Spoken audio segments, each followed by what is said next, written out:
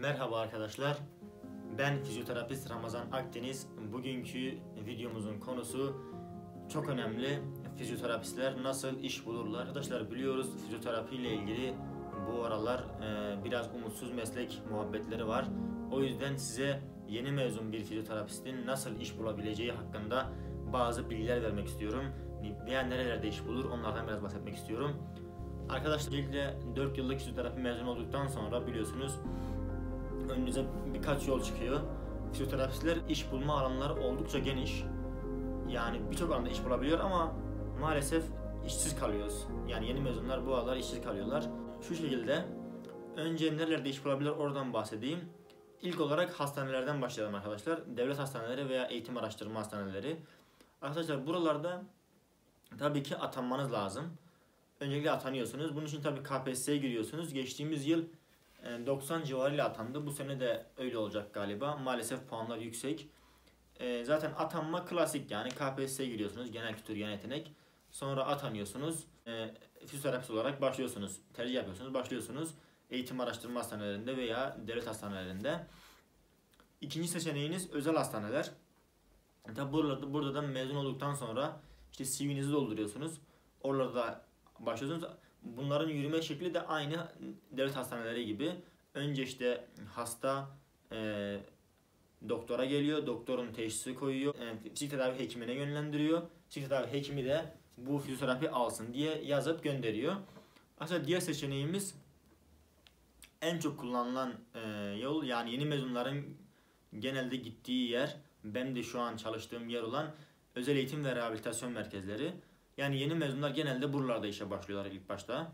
Arkadaşlar rehabilitasyon merkezlerinde durum biraz daha farklı. Bunlar Sağlık Bakanlığı'na bağlı değil, Milli Eğitim Bakanlığı'na bağlılar. Bunların bazı avantajları, bazı dezavantajları var. Şimdi önce avantajlarından bahsetmek olursak, avantajları mesela bir doktora bağlı değilsiniz. Yani doktor size işte şu programı uygulayacaksın, şöyle yapacaksın, böyle yapacaksın demiyor.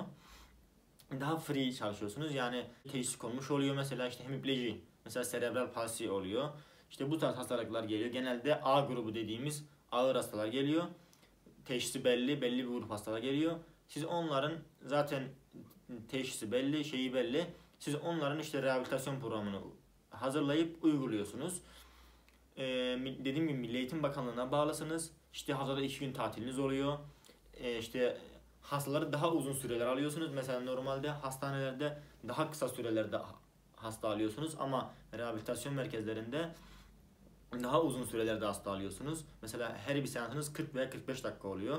İşte 15 dakika, 20 dakikalık aralar veriyorsunuz. Günde 8 seans alıyorsunuz. Genelde Türkiye'de böyledir. Burada daha rahatsınız ama maaş olarak yani çok fark yok ama yine biraz daha tabii şeylere göre düşük. Hastanelara göre biraz daha düşük olabilir.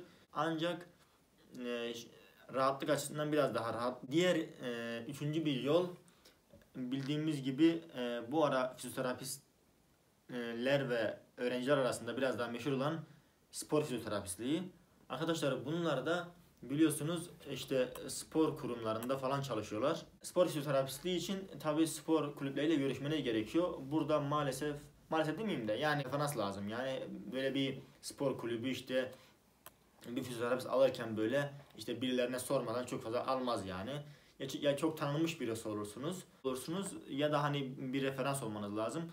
Ben bir ara milli takımın fizyoterapistiyle görüşmüştüm. O mesela osteopati falan da almıştı böyle yani çok geniş bilgileri var yani adamın. O da öyle demişti yani biraz daha böyle referansla çalışıyorlar onlar. Ben de mesleğe ilk başladığımda bir ara Malatyaspor'un fizyoterapistiyle görüşmüştüm yani. Hatta okuduğum dönemlerde orada staj yapmayı falan yapmıştım. Yani staj yapmak biraz zor. Aslında yaparsanız çok güzel olur öyle kurumlarda, yerlerde. Yani ben sonra spor fizyoterapistliği için biraz daha erken olduğunu düşündüm. Çünkü spor fizyoterapistliği gerçekten yani tecrübe isteyen bir grup oluyor onlar. Bir de onların çok farklı bir alanı var. Yani normalde mesela hastanedeyken mesela hasta bireylerle çalışıyorsunuz. Yani mesela böyle problemi olan bireylerle çalışıyorsunuz ama sporcularda yani sporcular adamlar hayatı boyunca spor yapmışlar yani demir gibi adamlar, yani onlardaki herhangi bir problemi çözmek çok zor. Yani orada çalışmak biraz da tecrübe istiyor çünkü adamlar çok güçlüler yani hayatları boyunca spor yapmışlar. Yani mesela bazı egzersizler mesela veriyorsunuz. Hani siz yapamıyorsunuz yani o kadar işte böyle ultra egzersizler ki yani mesela, çünkü onlar hayat boyunca sporcu oldukları için hani onları rehabilite etmek çok zor yani, hani şeye göre normal bir bireylerden biraz daha farklı onların durumu. Yani başka hangi alanlar var? İşte dedik hastaneler var. Hastanelerdeki sistemi de kısaca anlatayım. Mesela bir adam diyelim bir rahatsızlığı var. Mesela bel fıtığı var. Önce mesela nörolojiye gidiyor veya işte beyin cerrahına gidiyor. Beyin cerrahı mesela bakıyor fıtığına, diyor ki senin fıtığın mesela 2. veya 3. seviye. Sen diyor mesela fizik tedavi alman gerekiyor diyor. Seni direkt fizyoterapiste yönlendirmiyor. Seni önce fizik tedavi hekimine gönderiyor. Fizik tedavi hekimi senin MR'larına, sonuçlarına bakıyor. Diyor ki tamam, evet doğru diyor. Sana bu kişi işte 20 gün, 1 ay, 15 gün fizyoterapi alsın diye sana yazı yazıyor. Ve sen bununla gidiyorsun fizyoterapi salonuna. Orada fizyoterapistler eşliğinde seanslarını almaya başlıyorsun. Türkiye'de sistem biraz farklı yani, araya yani siz direktlardan alamıyorsunuz. Mesela diğer ülkelerde mesela işte bir kadın doğumcu bile size hasta gönderebiliyor yani. Ama Türkiye'de öyle değil. Türkiye'de sadece fizyotedavi hekimi size hasta gönderebiliyor. Doktorlar hepsi fizyotedavi hekimine yönlendiriyor. Fizyotedavi hekimi de işte bu kişi fizyoterapiyi alsın diye yazı yazıp fizyoterapiste gönderiyor. Biraz sistem bu yüzden birazcık işte devletin biraz yükü artıyor aslında da, o konulara çok girmeye gerek yok. Evet arkadaşlar, beni dinlediğiniz için çok teşekkür ederim. Eğer başka video önerileriniz varsa aşağı yorumlara yazabilirsiniz. Veya herhangi aklınıza takılan bir konu varsa. Arkadaşlar yeni bir kanal olduğumuz için abone olmanızı lütfen bekliyoruz. Abone olun, destek verin. Kendinize iyi bakın, iyi günler, görüşmek üzere, bay bay.